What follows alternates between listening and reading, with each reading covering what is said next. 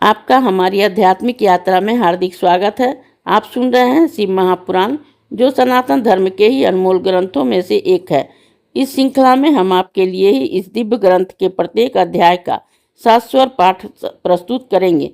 आइए इस ज्ञान और धर्म की ही यात्रा को आरंभ करें। भगवान महादेव की महिमा और उपदेश से ही सजी इस पावन कथा के साथ ही ओम नमः शिवाय।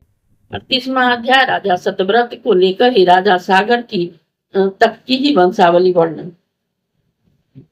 सूत जी बोले, हे मुने, जब इस प्रकार से सतव्रत ने भक्ति पूर्वक विश्वामित्र की स्त्री सहित उस पुत्र को अपने यहाँ रखकर पालन करना आरंभ किया, जिससे ही निर्देशक अब तक की वशिष्ठी ने उस राजा को के धर्माचार्य परंतु बहुत सी बातों से राजा का उससे सर्वथा ही मतभेद था, क्योंकि राजा सतव्रत आरंभ से ही बड़ा ही अधार्मिक रहा। वह नित्य वन में ही मृग्या करने जाता और भैंसे और सुअरों को मारकर इसका मांस वहीं फेंक देता जहां भी विश्वामित्र का आश्रय था। यह सुनकर वशिष्ठ उससे कर्मों में ही बड़े ही कुपित होती, परंतु कुल गुरु होने के नाते साथ नहीं देते।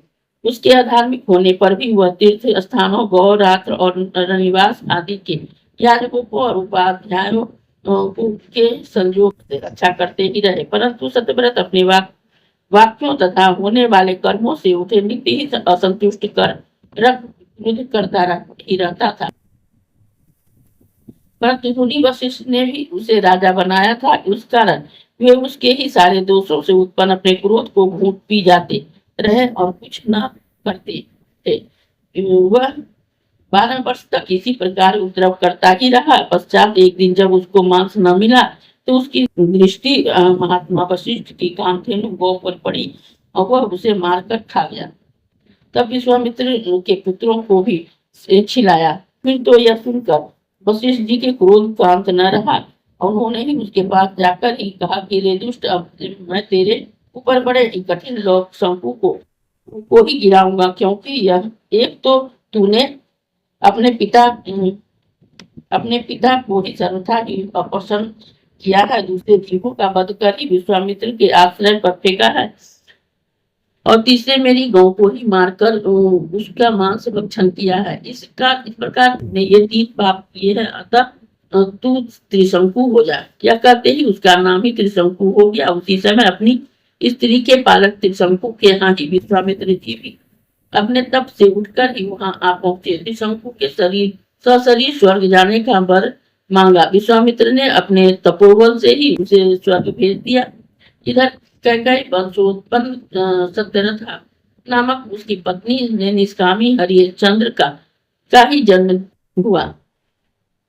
फिर यहाँ हरिश्चंद्र राजा हुआ और राजस्व चक्रवर्ती सम्राट हो गया। उसके बाद उसका पुत्र रोहित और रोहित का पुत्र वृक और उसके भी बाहु नाम का पुत्र उत्पन्न हुआ, जिसे है और तालजंग से ही निकाल दिया। राजा बाहु और मुनि के आश्रम में ही चला गया, जहाँ भार्गव के रहित हो जा उसने गर्ग सहित ही सगर नामक पुत्र को ही उत्पन्न किया। सगर ने ही भार्गव मुनि के आग्रह अस्त्र प्राप्त कर ही है सहित तालजंग को मारकर ही सारी पृथ्वी को जीत लिया तथा शक, बहुदक, पारद,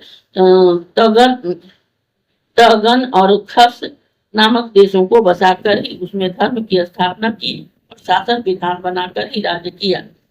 इतनी कथा सुनकर ही सौनक जी ने पूछा कि हे सूत जी, वह अगर सही थी क्षत्रिय कैसे उत्पन्न हुआ जिसने की संग्रामपरा पृथ्वी को ही विजय किया? अब वह सब कथा कहिए। सूत जी बोले कि हे मुने, इस कथा को राजा परीक्षित से पूछने पर ही वैशंपायन मुनि ने जैसा उनसे कहा था वैसा ही मैं तुमसे कहता हूँ, ध्यान देकर सुनो। वैशंपायन जी बोले कि हे विश्वामपते, जिस समय राजा बाहु राज्य कर रहे थे उसी समय ही शकु के साथ है और तालजंगों ने भी बहुता प्राप्त कर ली थी। उन्होंने ही इसका राज्य छीन लिया था, क्योंकि यवन, पारद, कंबोज, बहुदल और पाहवा ये राक्षसों के ही 5 गण हैं। इन गणों ने अयों के लिए ही पराक्रम किया और राजा बाहु का ही राज छीन कर उन्हें ले लिया। तब राजच्युत राजा बाहु ने अपनी स्त्री सहित ही वन में जाकर वहां अपने प्राणों का विसर्जन कर दिया।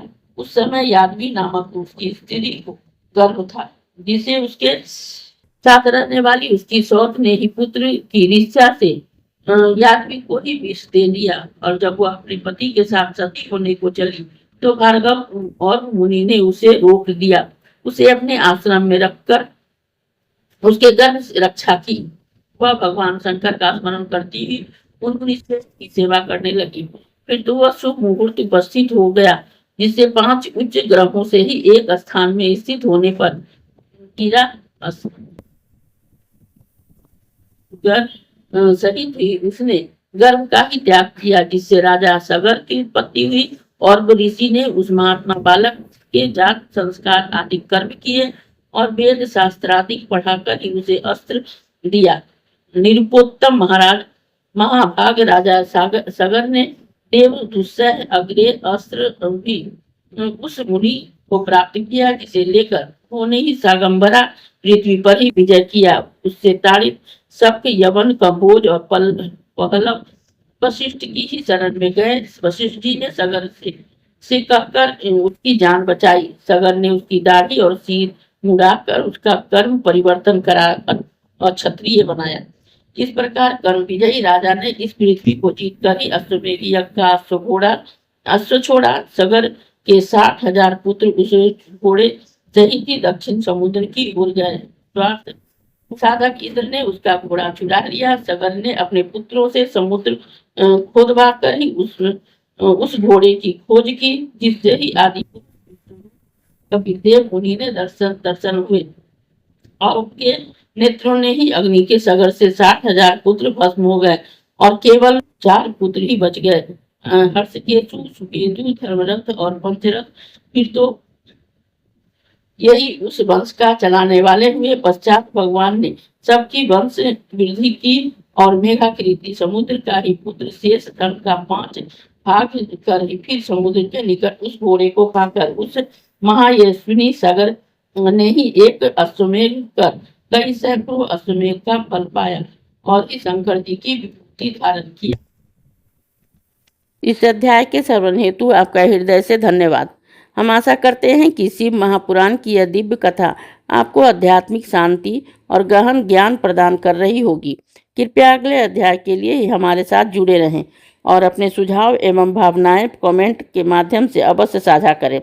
धर्म, भक्ति और ज्ञान की इस पावन यात्रा में आपका साथ हमारे लिए अत्यंत मूल्यवान है।